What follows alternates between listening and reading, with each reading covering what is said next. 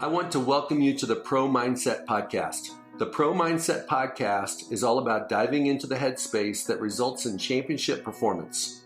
High-performing athletes, winners, have this mental flow and have a positive headspace for their performances and success. Join me, Craig Domann, sports attorney and NFL agent, on this podcast. I will interview pro athletes, college athletes, football coaches, and sports personalities. Together, we can discover how you can get in the flow and have your own pro mindset.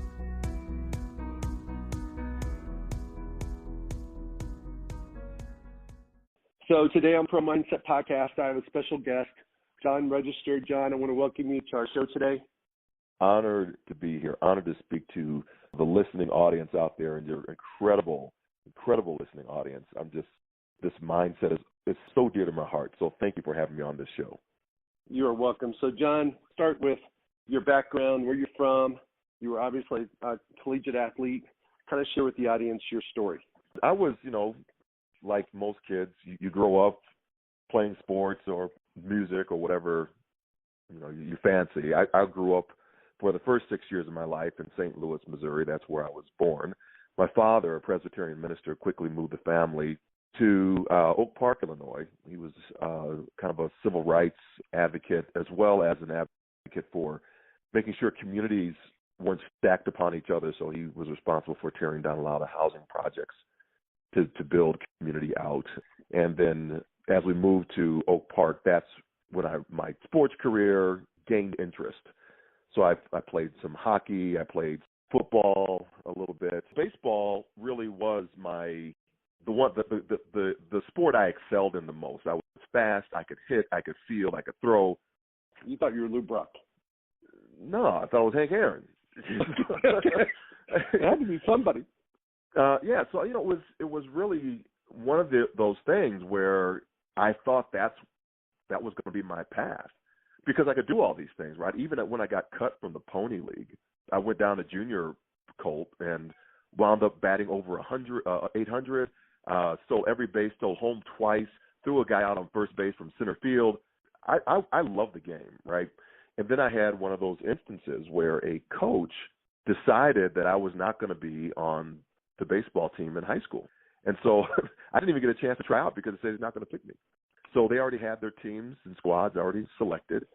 And that stung so much that it kind of forced me to track and field where... Okay, hang on, John. Hang on. Yep. Was that the first time in your life where you failed and perhaps you didn't understand what was happening? What do you think the reasoning was for the coach to tell you that, hey, I'm not even going to pick you, don't even try out? Well, why would he do that? I did not know why at the time, but I did find out later two things. One, the Pony League team was pre-selected. And so the only reason why the Oak Park team had tryouts, this is my parents finally, they got to the bottom of it because they were so close to the district, was to raise money for the team to travel. So all the teams were already selected, pre-selected, so you just go through tryouts, pay your money, and all that money was gathered together so that it would take that were selected to make sure that they could, play at the higher level. And then from the coaches got together in high school and said, well, he's fast because we saw him run in football. We saw him, do well. I wasn't a great football player. But, I could run fast and I could run the ball, right? So nobody could catch me. And I was out of bounds register. You catch the ball, you run out of bounds. That was me. So didn't like contact. No, I didn't like the contact. So baseball is not really a great contact sport. So you just run it. So anyway, I wound up finding out later on that because I was so fast, the coaches got together and they said, okay, we heard he's going to try out for baseball. We really want to direct him to track and field because we think he'll help, the Huskies win a state championship at some point. That's why I was put over in track. After I found that out and stuff later on in life, I still never wanted anybody to have that much control over my destiny, right? I didn't want that. I want to be in the most control I could. And track and field, the first one across the finish line wins, right? Doesn't matter who you are. That's correct. And it's hard to deny that. You're either the fastest or you're not. There's no discrimination in track. Yeah, not a lot. No. We got a lot of stuff that's happening now with doping and stuff, but there's not a lot of stuff that you can do to to manipulate the outcome of a race, right? If it's fair, everybody lines up at the same start line, everybody has the same blocks, everybody is well trained, they're prepared, and it really comes down to who was coached the best and who wants it, who desires it the most. There's no official that can really take that away from you with a bad call, with a didn't see something that happened, a holding penalty that was missed. There's nothing that in track and field that really is subjective. So that's why I think I started really liking that, because I was in control of that piece of my life, at least when it came to sport. No doubt. Okay, so after high school, you went to college. Yep. So I won the state championship in the hurdles, 300-meter hurdles, and then I finished up, I think, for our whole entire school, so that the coaches were right. I wound up finishing up, I think, was like 9th in the state by myself for 2A in Illinois.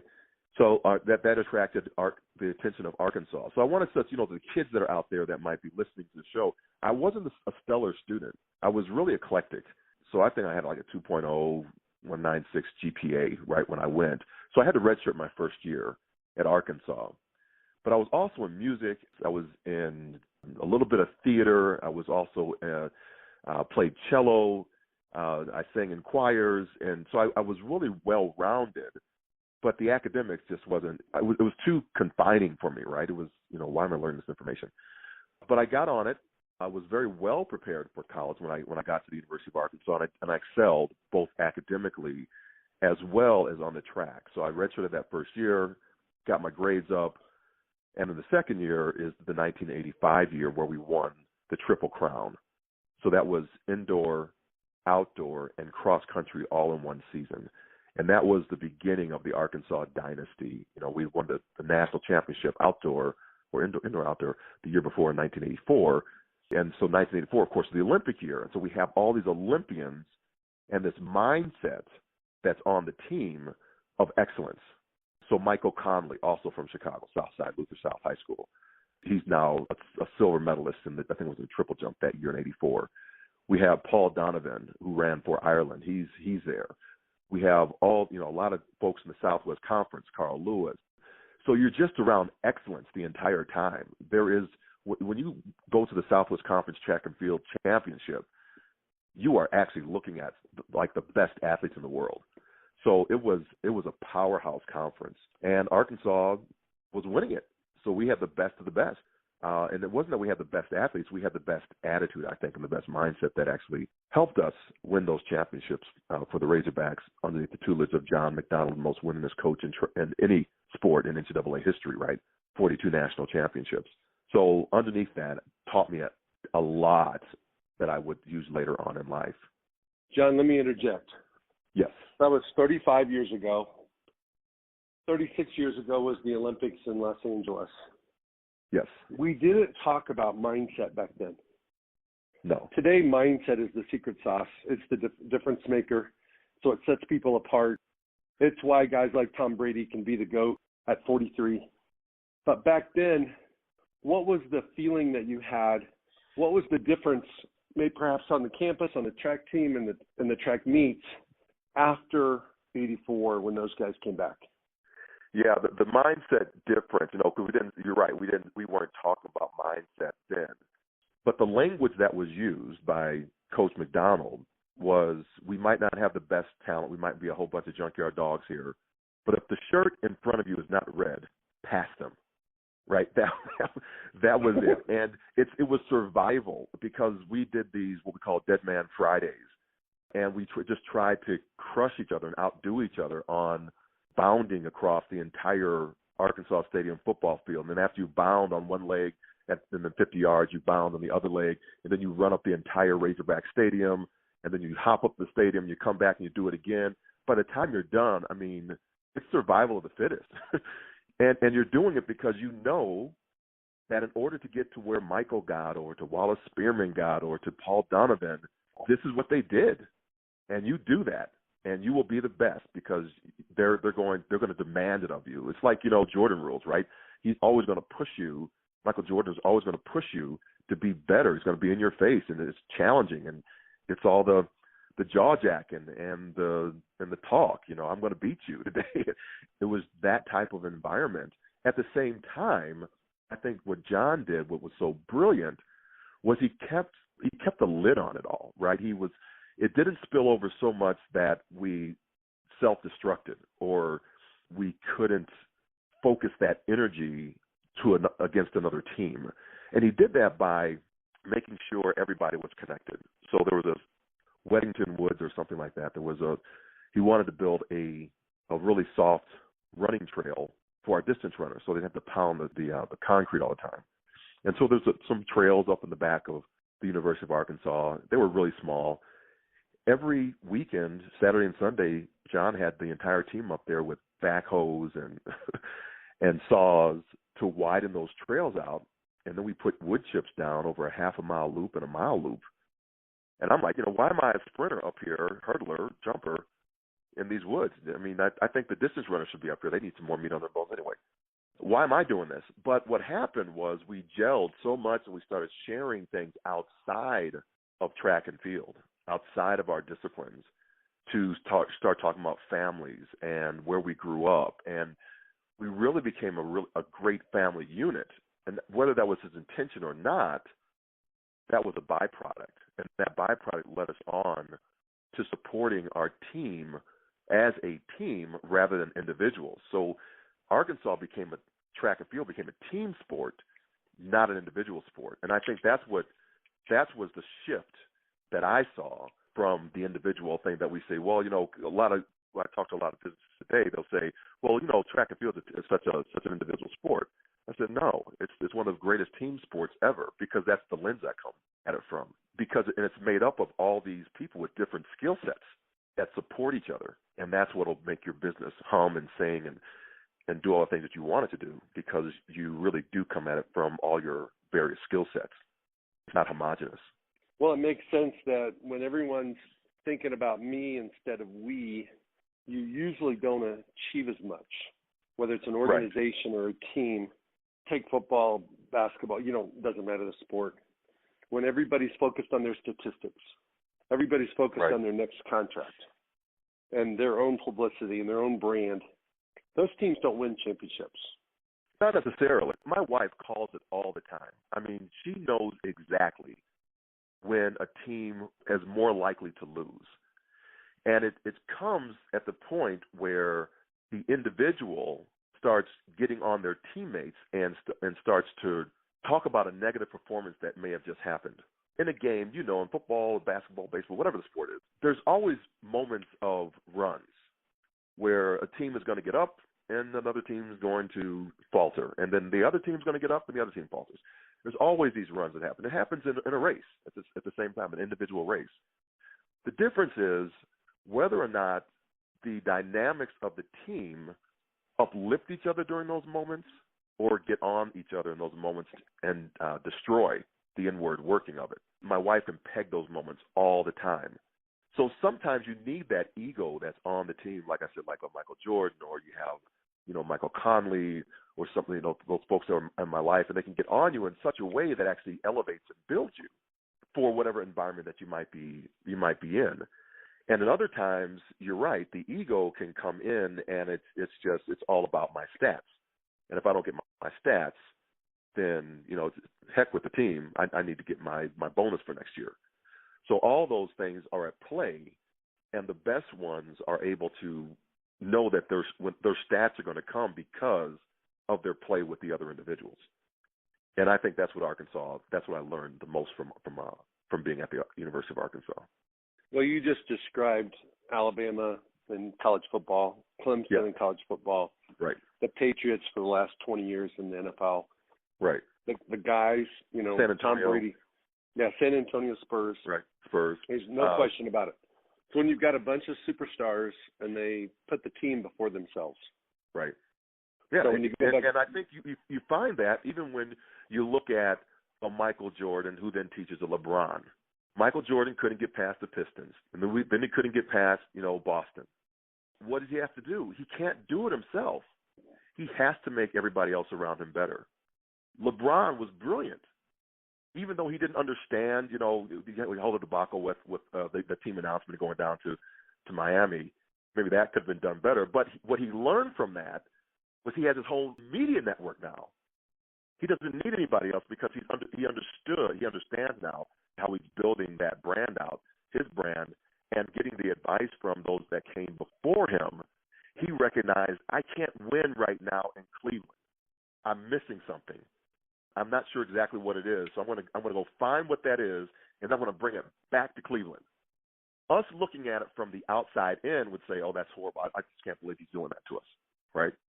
He's looking at a much larger picture. He's looking so far down the road that he wants to bring something back, but he doesn't have the talent to do it, and he's got to go find it. So he finds it in Miami, he comes back, he brings it back to Cleveland, and then now he's done it with 3 teams. Which is remarkable. Remarkable. Incredible. And is that a selfish person? Absolutely not. He knows he needs others to win. No question. And the thing I would say is that, the debate between like Michael and LeBron will probably go on until the next person pops up, and then it'll be whoever that might be. I don't even think it's a debate. Who are you betting on?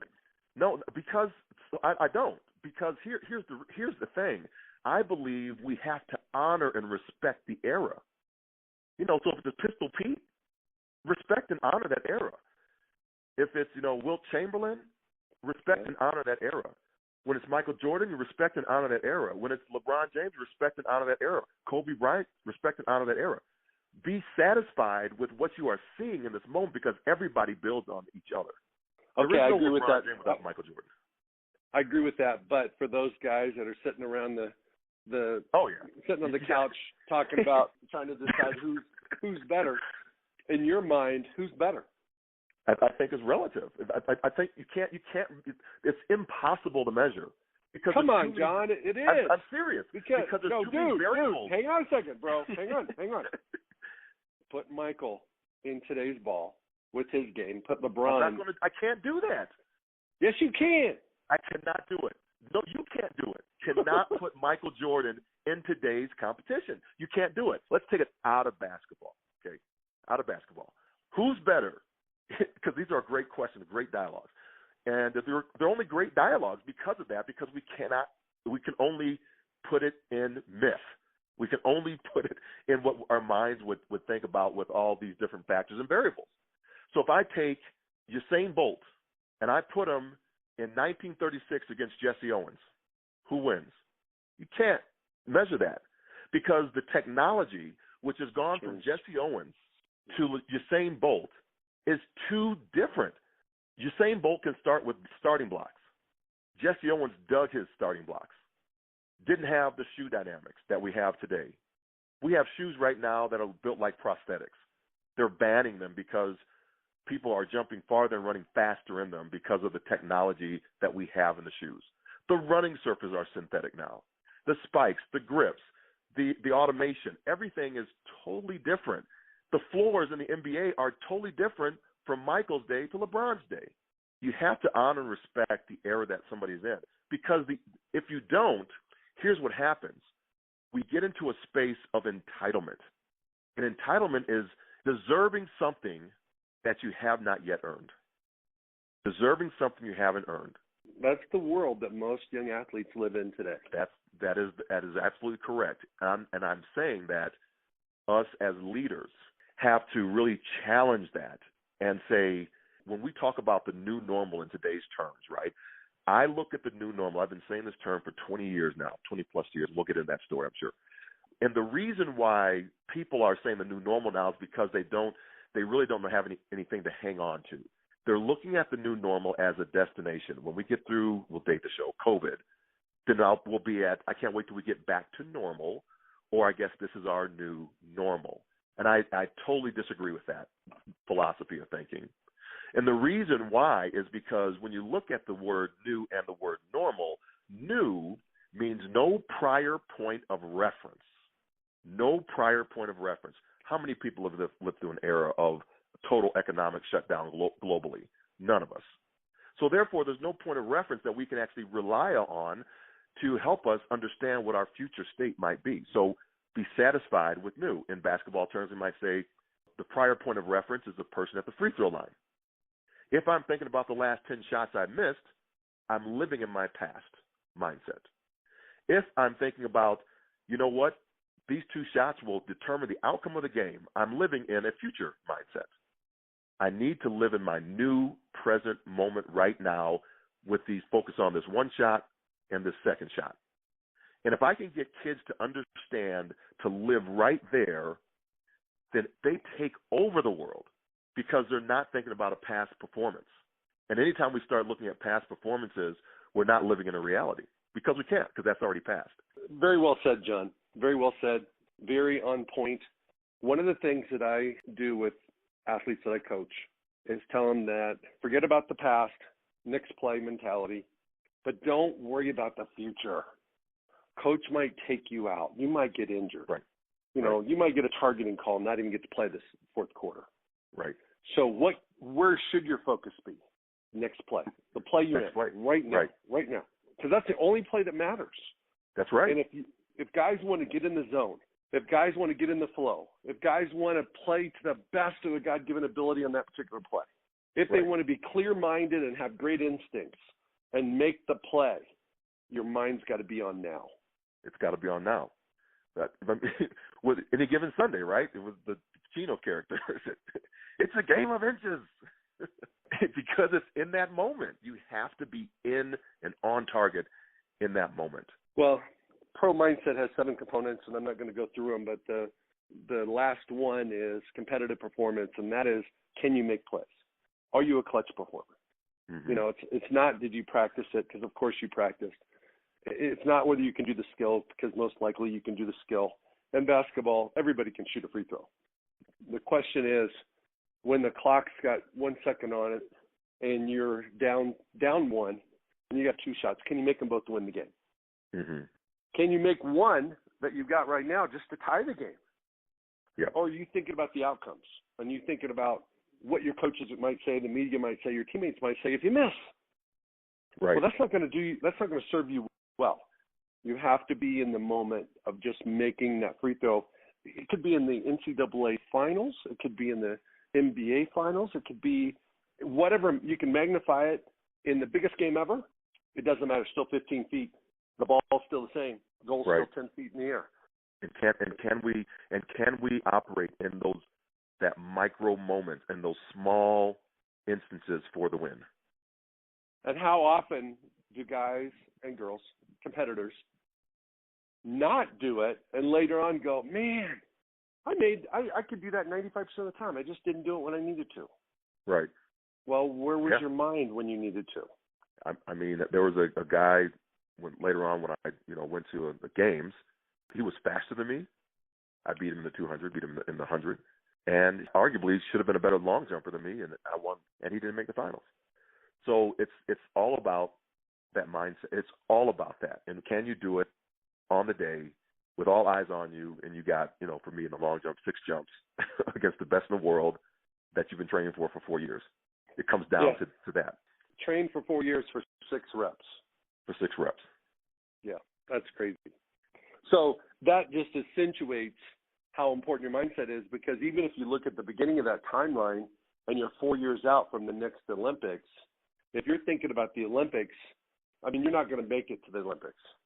You have to think about that day and what you want to accomplish that day, and what are your mini goals that you want to accomplish so that you can be ready in 4 years. That's right.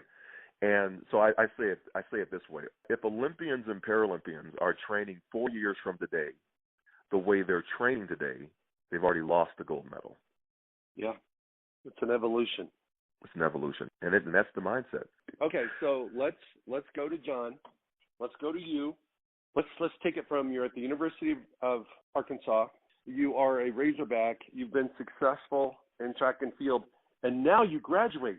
Where are you going?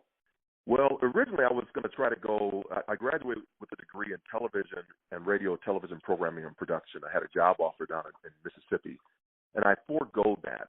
I didn't take that job because I didn't have track and field out of my blood. I wanted to get out of school. I wanted to graduate, and so my senior year took a bit of a hit. I still went to the Olympic trials and did well in the Olympic trials, but I still wanted to run and see if I could actually make an Olympic team. The United States Army has what's called a world-class athlete program. Who knew? And this world-class athlete program allowed a soldier athlete to train for 3 years prior to the next Olympic Games. So I signed up with Uncle Sam to try to get on this program. And I did. I made the program. But on the way to my training, which was going to happen in Presidio, San Francisco, Operation Desert Shield, Desert Storm came up. And I was diverted to the Gulf War. And I'd served 6 months with the 6th to the 27th Field Artillery Unit, multiple launch rocket systems out of Fort Sill, Oklahoma. And when I came back, I just could not run the high hurdles anymore. I was just off a rhythm. There was less than a year-ish, a little bit over a year to make try to make the trial standard for the Olympic Games. So I switched, and my coach had me switch from the 110-meter high hurdles to the 400-meter hurdles one time around the track. So remember, I was a 300-meter hurdle champion in Illinois. So I switched the events, and in my 5th race ever, I qualified for the Olympic trials. And in my 6th race, I finished up 17th in those trials out of about 54 hurdlers that had qualified. So I was like, oh my gosh, I have the new event. This is it. I can do this. I can see a pathway to the Olympic Games and possibly a medal on this stand. I could see it in my eyes. So hold on one second, John. Yep. What does that look like? When you say you can see it in your eyes and you can see that pathway, what does that mean for the person that's never had that feeling before? Yeah, so what that means is, you have a moment when you just know something is going to be true, and no one can take that from you. It becomes your vision. See, people, when we have visions, a lot of people are careless with their vision because they start telling their vision to other people who can't see the vision. The vision is only for you, and other people can kind of help support you to it, but they can't see it for you. You can't transfer a vision to somebody else. The vision is yours. And so what I could see in my vision was me making the Olympic team in 1996. I knew it was going to just happen. All I had to do was just do the work to go from, just right over 50 seconds in the 400-meter hurdles to get myself down to about 47, 48 flat. So it's 2 seconds that I wanted to come down over the course of 4 years. And I thought if I could just improve my time just a half a second a year, I could make it, with the 3rd year probably being the hardest to shave another half second. So let's get 49.5 in 1993, 1994. Let's get 49 flat. Let's get 48.5 in 1995. And then by 96, we'll see what happens, and let's get on the team. So that was my trajectory that I had planned out. And in 1994, I was there. I just ran my first sub 50-second hurdle race. I was punching on 49.5, and I figured by the end of the year I'd be down to like the 49.3-ish by the end of that year. And then tragedy struck. So tell us about the tragedy. Changed your life. Changed my life. So here I am. I'm a Gulf War veteran. I love the military. I'm going to be a lifer. I've taken the officer selection battery test. I've been boarded for officer candidate school, and I'm about to go to officer candidate school. I've been recommended for it. I'm at Fort Sill, Oklahoma now. I'm stationed in Germany, but I'm now temporarily duty in Fort Sill for the Army track and field team. I've just run my first sub 50-second hurdle race. The buses just stopped 2 weeks prior to the Armed Forces Championship. We're in Hays, Kansas. The wind's blowing pretty hard out there that day, and I'm doing my shakeout. Now, the 400-meter hurdle is one time around the track. There's 10 hurdles. There's a 45-meter lead into the first hurdle, which most athletes take that in 21 steps to the first hurdle. And I lead over with my right leg. And then 13 steps usually down the back stretch. So I always leave my right leg on the odd number. But with the wind blowing hard, I'm having trouble with my steps. Now, I'm approaching each hurdle at 8.7 meters per second to about 19 miles an hour. And with the hurdles coming up, sometimes right leg, sometimes left leg, and hurdles as in life, you just want things to stay the same. So I approached the first hurdle on my last proverbial pass. Right leg is leading. I'm on. My steps are on. I get 13 steps. The second hurdle, right leg is leading. I'm still on. When I approach the third hurdle, the Kansas wind kind of pushes against my body, but I push back against the Kansas wind. And I said, I'm going to make it. And 6 steps out, I said, I'm not going to make it. So I'm going to have to jump off of my right leg and cross the hurdle with my left leg. I'll run out of it and try it again. So off the right leg, I go across the hurdle with my left leg, and I hit the ground, and I hear this sound. And my body sails and twists in the air, and my shoulders hit the ground. They find the ground, and I bounce to a halt. And when I look down, I look at my shoulders are okay, my waist is okay, but when I saw my knee, my patella tendon had risen 3 inches up my femur bone. My left leg was now canted across my right leg, dislocated, and my foot was touching the black surface of the track. And I just, in that moment, before the pain comes in, there's like this micro moment, this split moment of life either flashing before you or what's, kind of come up, and all these things were just kind of flying through my head. And the only thing I could think about at that moment was just get up. Just you can do it. Just get yourself up. It's not that bad. Just get yourself up, John. You can get yourself up. And there was no way. The leg was totally hyperextended, totally dislocated. And it took, my teammates running around and trying to get me medical attention really fast. It took about 90 minutes for the ambulance to come.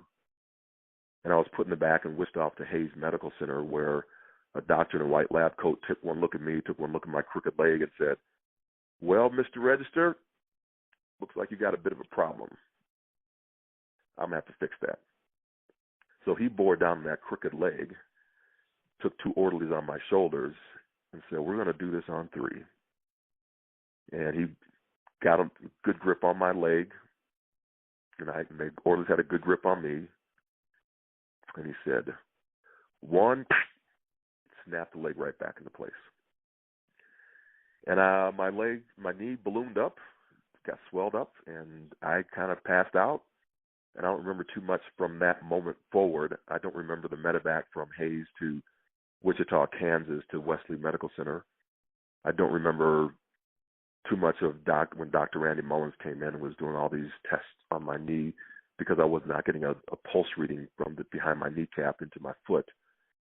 The artery had been damaged enough to where they had to do a vein graft operation. I really don't remember the vein graft operations. I don't remember when my wife arrived, or my son got there, or my mother arrived. All I remember was Dr. Mullins coming into the hospital room, and my wife is holding on to my left hand. My parents are on the opposite side of the bed. John Jr. is 5.5 years old. He's at the foot of the bed. And Dr. Mullins says, you got a tough choice to make. You can keep your leg, use a walker or a wheelchair for the rest of your life, or I can amputate your leg and you can use a prosthesis for the rest of your life. And what kind of choice is that? John's decision to amputate his leg or not will be discussed in the next episode of Pro Mindset. Not doing this to be a cliffhanger for you. Just want you to spend some time thinking about what you need to amputate out of your life so that you can continue to grow and perhaps grow in a different direction. John's decision had a ripple effect, obviously, on his life, his health, his family, his friends, his future. And it became the defining moment of his life. Is there something that you could amputate that might be the defining moment in yours? Thank you for listening to this episode of Pro Mindset. If you enjoyed this podcast, please subscribe, rate, and review this podcast. You can follow us on our website, ProMindsetPodcast.com, or on Instagram, Twitter, and Facebook at Pro Mindset Podcast. Thank you so much for listening. We'll see you the next time.